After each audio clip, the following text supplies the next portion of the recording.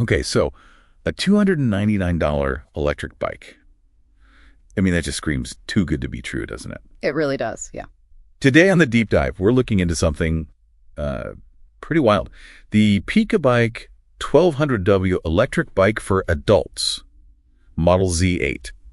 You might have seen it on Amazon, ASINB 0FF3M25X9. That's its product code. My first thought was just, what's the catch here? It absolutely raises those red flags, and that's exactly our mission with this deep dive, to kind of peel back the layers on this thing. Go beyond the sales page. Exactly. Move beyond that tempting retail page and figure out its true identity, its real value, and maybe most importantly, the inherent risks you should know about. Okay, let's unpack this then. What's the first thing you found when you started digging into this PikaBike? Well, right away, that's where it gets fascinating, because PikaBike, it isn't really a brand like in the way we usually think of one. Wait, what do you mean? Our deep dive pretty quickly showed that this Z8 model, it's actually a classic generic white label product made in China, and then different sellers just slap their own brand name on it. No way. So PikaBike isn't even a real company making these. It's just a generic bike with a sticker.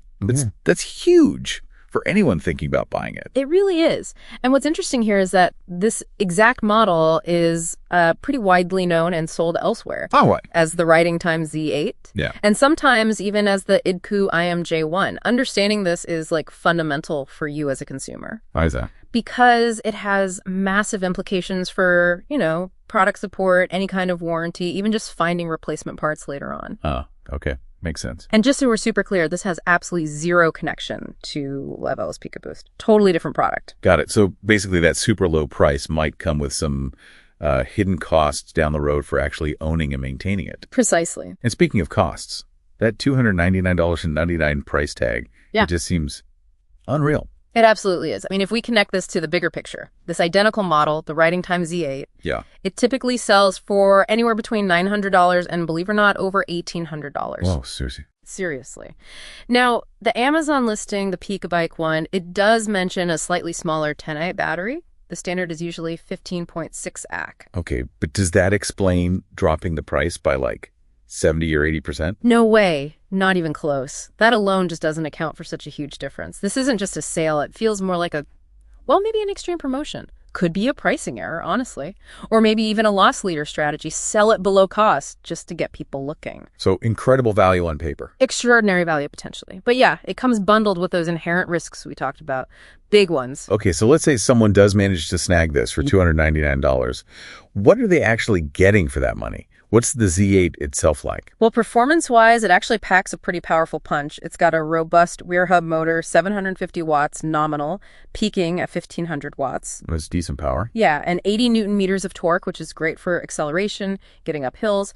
You also get an effective dual suspension system and those wide 20-inch by 4-inch fat tires. Yeah, the fat tires. Good for comfort. Definitely. They combine with the suspension for a pretty comfortable all-terrain ride. It can handle gravel, sand, maybe even a bit of snow. Just don't expect it to be a serious off-road mountain bike. Right. And the actual top speed seems to be 28 miles per hour, even though some listings say 25.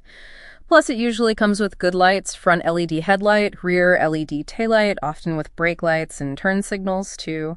And the 48-volt battery, it's removable, which is convenient. That honestly sounds like a lot of bike for $300. But there have to be trade-offs, right? Yeah. Where do they, cut corners? Oh, absolutely. There are clear cost-cutting measures. The brakes are basic mechanical discs. Not hydraulic. Nope. Mechanical. Yeah. They're adequate, sort of, but they just don't have the stopping power or the feel of hydraulic brakes. And then there's a pedal assist. It uses a simple cadence sensor. What does that mean in practice? It means the power delivery isn't very refined. It's more like on or off. And you might get that weird ghost pedaling feel at higher speeds where pedaling faster doesn't actually give you more assistance. Okay. That can be annoying. Yeah. Plus it's heavy, like really heavy, probably somewhere around 80, maybe even 90 pounds. Oof. Okay. So given all that, the power, the white label thing, the crazy price, the cut corners, who is this bike really for? Who should actually consider buying this? Right. Well, I think the ideal person is someone who's really budget conscious, someone who loves that moped-style look, wants raw power, and needs something that can handle varied terrain. But They have to be willing to accept some pretty significant compromises. We're talking component refinement, almost certainly non-existent brand support, and questions about long-term serviceability. So who shouldn't buy it? Definitely not for you if you value a lightweight bike or a really smooth, polished pedal assist experience, or if you expect strong customer support if something goes wrong. Makes sense. Any key takeaways for people thinking about it? Yeah, we boiled it down to 4 main things for you to consider. 1, the white label gamble. Just accept there's likely no accountable brand or dedicated support. 2, the price versus reality check. Really check out the seller if you can, and remember that 10-amp battery probably means around maybe 16 to 24 miles range using only the throttle. 3, know your needs. Is it power and terrain you want? Fine. Is it refinement and top-tier safety? Probably look elsewhere. And 4, potential for DIY. If you're mechanically handy, it could be a decent base for upgrades. Sounds like it really demands a certain type of buyer. Someone maybe willing to tinker, roll up their sleeves. Exactly. So wrapping up our deep dive on the PikaBike Riding Time Z8, we landed on an overall score of 72 out of 100. Okay, 72. And the bang for buck rating? An almost unbelievable 9.5 out of 10. Wow, 9.5.